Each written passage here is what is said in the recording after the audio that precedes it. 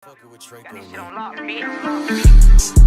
that paper, told that Glock, that's how we live. Yeah, my life's a game, I pray I don't get killed. They can't believe I got to go out this shit for real. Can't accept the fact my brother gone, I wanna kill. Yeah, I can't go for that shit don't sit right. Instead of cabin to the old nigga, I know what you live like. Ain't worried about all, just fuck these hoes and live life. I grown the drill, I'm smart enough, you gotta know how to kill. The noise faded. The lights. The cameras. Then the chants. All of it disappeared the moment Isagi stepped back into the quiet of his own neighborhood. The apartments, they hadn't changed. The cracked walls, a flickering hallway light, a door that got stuck unless you lifted it just right. But it was home. His mother stood in the kitchen when he had arrived, sleeves rolled up, humming softly as she stirred a pot. She turned back to him, startled, but then smiled. "Welcome back." Isagi then sat at a small table, the chair creaking beneath him. He looked around, taking in the familiar emptiness. "I'm close," he said suddenly. His mother paused, wondering what he meant by this. "I'm close. I can feel it." Isagi then continued, his voice low but steady. "Everything I've done. Blue Lock. The U20 match. I'm so close to pulling us out of this. Just a little bit more."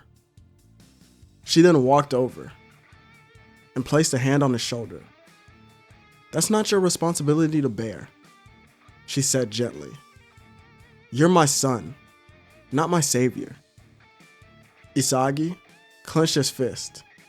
"I know, but I can't stop thinking about it." Before she could answer, 2 knocks were heard on the door, which was strange because they never got any visitors, which caused both of them to freeze. His mother hesitated, but walked over to the door, opening it. Instantly, the air shifted. Her firstborn son stood right in front of her. "Barou," she whispered softly, and he only looked down with a soft smile. "Mom." Before she could continue, he stepped inside, his eyes scanning the room. He dragged the chair back and then sat down, wood screeching against the floor. He looked straight at Isagi. "Whatever happens next," he said firm, unyielding. "I want you to know something." Isagi then met his gaze. "I refuse to lose to you." The words hit harder than any tackle. "You've caught up," Barou continued. "Somehow you did. And that's my fault. I got complacent." He then stood up once again. "But that ends now. No hug, no apology, just resolve." Barou walked out without saying another word, and silence followed. Then, his mother exhaled shakily. She couldn't say anything to him. She didn't know what to say. She hadn't seen him in so long. And more than that, she couldn't believe how much Barou looked like her ex-husband. But she was able to say something. "Isagi," she said softly, then pointed at the table. An envelope laid there, her name written neatly on the front. Inside, a check. More money than the two of them had ever seen. Isagi's throat tightened. Neither of them spoke, because they already knew what this was for. Barou may try to hide it on the outside, but deep down Isagi already knew this, that he cared for their mother, like no other. Their move, it wasn't loud.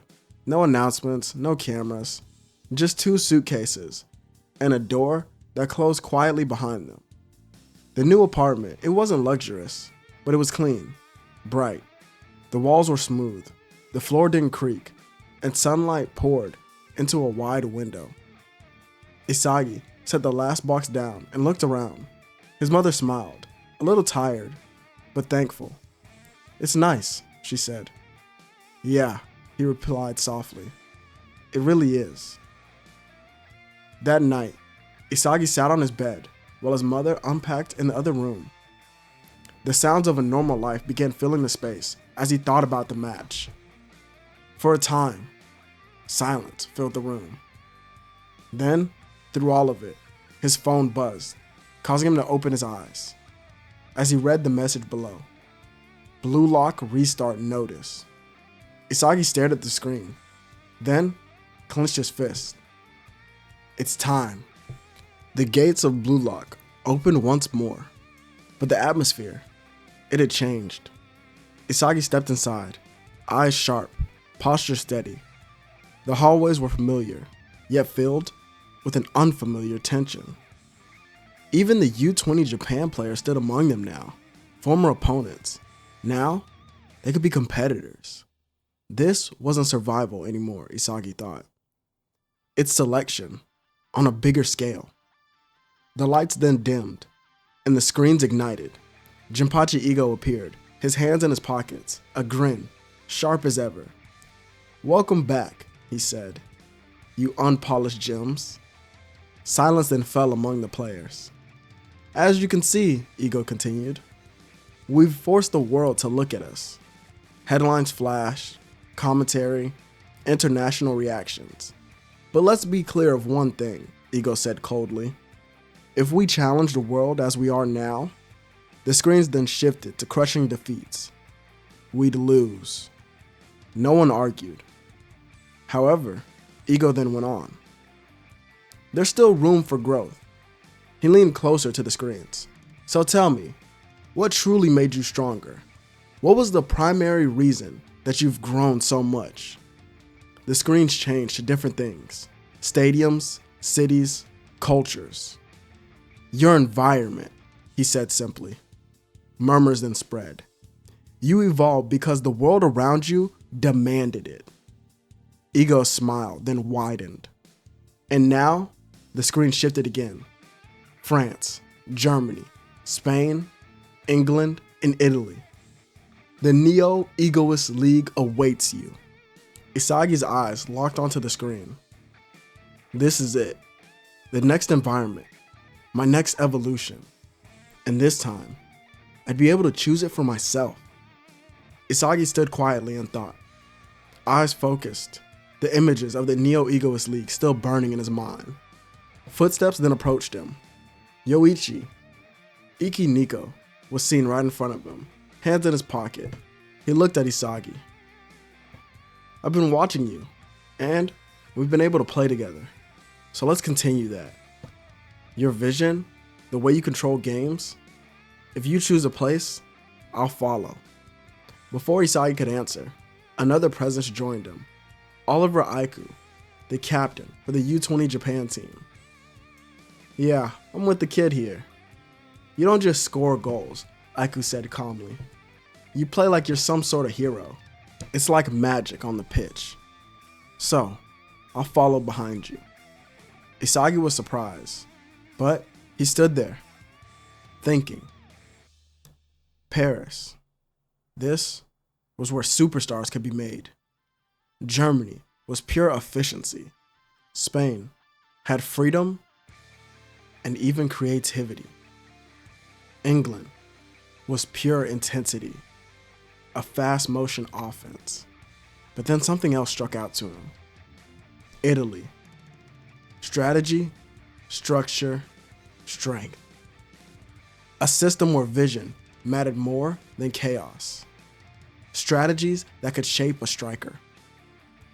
Isagi said to himself, that's where I'll grow next. The decision was final. Isagi was seen stepping onto the Italian side of Blue Lock, but so did someone else. His brother also joined him on Italy's UBERS, Shohei Barou. Their eyes met briefly, but no words were said. The room they entered darkened. Holographic data appeared around them, lighting up the room. Player stats, movement charts, economic graphs. Mark Snuffy then stood calmly at the center. Football, he begun, is not a dream. The words cut sharp, then deep. It's a job. The data then shifted. Corporate hierarchies, investment flows. Clubs, like the UBERS, are corporations. Matches between teams, they're business deals. And players, well, of course, they're the employees. Isagi felt something click within his mind. Stability, structure, survival. Snuffy continued on. Win, and your value rises. Lose, and you'll be replaced. Isagi clenched his fist. This was real. Training them began immediately. Tailored, ruthless, efficient. Every moment measured. Every decision calculated. Soon we'd later see something else. Snuffy stopped Barou alone. You could be my successor here, you know that, he said. But it's only if you want. Barou scoffed. I don't follow anyone else. That's not a king's path. Snuffy's eyes softened. My best friend said something similar once. He spoke of ambition, of refusal to compromise. He lived a different type of life. But then came his death. He gave him the whole backstory, causing Barou's jaw to tighten, thinking of someone else, his brother. No, he said. I'll be the king, he said coldly, with or without you. I don't need your support. Snuffy nodded. He then returned to his room. A screen lit up. Yoichi Isagi, training, thinking, and adapting. Snuffy smiled faintly. Yoichi Isagi, he murmured. The brother always left behind. Thinking back, and now looking at a different screen that showed the data of Isagi's life. His eyes narrowed while looking back to him. What will you do now? Their first match had arrived before anyone expected. No warm-up for real, no easing in. The starting lineup flashed across screens. Then, a murmur rippled through the world as they watched. UBERS, frontline strikers, Yoichi Isagi, Shohei Barou. The brothers stood shoulder to shoulder walking onto the field. No acknowledgement, no reconciliation, only tension between the two. High above, the masters observed. Julian Loki leaned back casually, arms crossed, eyes sharp. I'm surprised, he said slightly, that Isagi isn't your chosen warrior. Mark Snuffy didn't look away from the field. Experience is the best teacher, he replied. Even for those of us called mentors. Loki laughed. Careful, old man. Your age is showing. And don't worry. This new generation, I'll make sure I lead them and erase every trace of that old age and bring about a new golden one in France. Snuffy chuckled softly. Very, very ambitious. I used to be the same way. But remember, you've just entered the world yourself. PXG lined up in their Shido formation. Itoshi Ren was nowhere to be seen, on the bench. The whistle blew. UBERS immediately dropped the ball back to their defensive line. Structure and patience. Control first, Snuffy's voice echoed through their earpieces. Iki Nico received the ball. Shido lunged. He slipped past him effortlessly. Too reckless, he muttered. Then, threading a pass forward. Sendo collected it in the midfield, lifting his head, now looking at what was available. A curved pass right into perfect space. Isagi moved. Choppa charged in first. Isagi began to slow down, baiting him in. A sharp cut into a feint, and Choppa was gone. But Karasu appeared, staying with him. Silent and calculated.